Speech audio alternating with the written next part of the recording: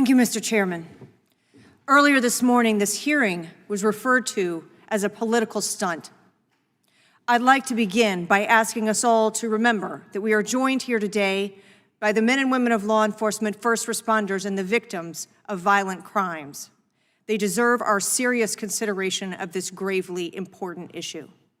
So let's start with reality.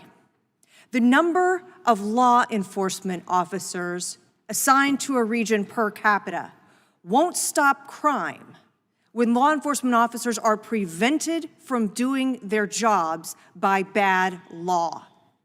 The number of prosecutors in a community will not stop crime when they do not bring cases and they do not enforce the law. And it isn't enough to have judges on the bench when judges won't follow the rules and won't enforce the laws. We owe a responsibility to the citizens of Washington, D.C., and the visitors from around the world who come to our nation's capital to keep them safe. And all too often they are here and they are the victims of violent crime. They are being carjacked, they are being assaulted, they are being shot in the street. We must face the reality of the crime epidemic in Washington, D.C., and do more.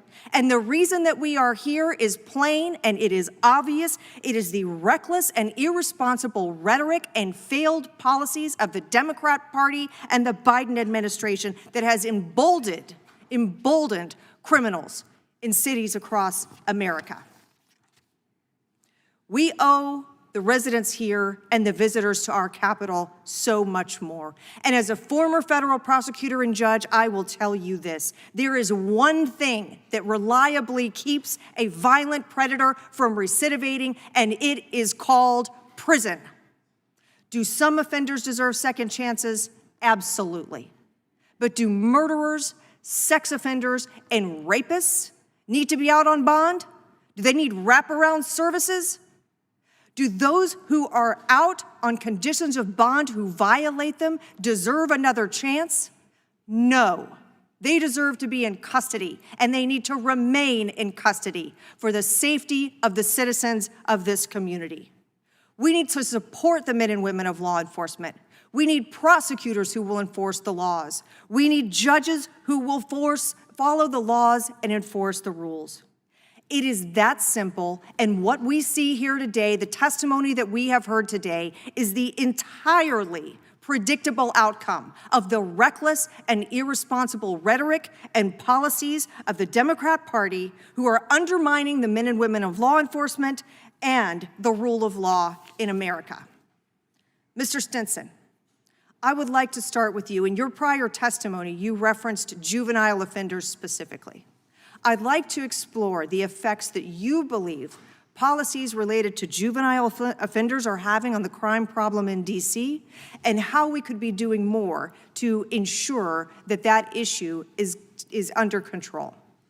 Well, thank you for your question. I think we both agree as former prosecutors that we need a juvenile justice system, and that is designed to help rehabilitate those people who make dumb mistakes when they're young, and we believe most can be rehabilitated. But when you do murder, multiple murders, rapes, carjackings, you heard the chairman mention the number of carjackings committed this year by juvenile offenders.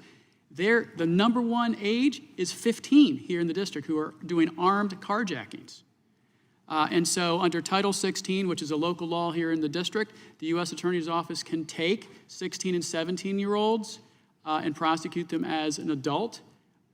Many other jurisdictions don't have that type of shackles, and they allow violent criminals who do murder, rape, robbery, and the rest of it, and waive them to adult court, which is what should happen in this city because we have a juvenile violent crime problem. And if I could just add, when I was talking about gun possessions and taking it to federal court, I said felon in possession. And as you know, as a former federal prosecutor, felon in possession under 1922G, on 922G, is a mandatory minimum. And what happens in this city is that they charge them with, in Superior Court, they charge them with carrying a pistol without a license, felon in possession, unregistered firearm, unregistered ammunition. They deal away the felon in possession in Superior Court. They plead to carrying a pistol without a license, and as Pemberton said, they get a slap on the wrist. And so when I was a criminal defense attorney, I wanted my client to get the best deal. I want them to be tried in Superior Court here in the District of Columbia, not federal district court, regardless of what the sentence is, because you know they're going to get a hard sentence in federal court. Should those juvenile I'm sorry, offenses... the gentlelady's time has expired. Thank you, Mr. Chairman. Thank you.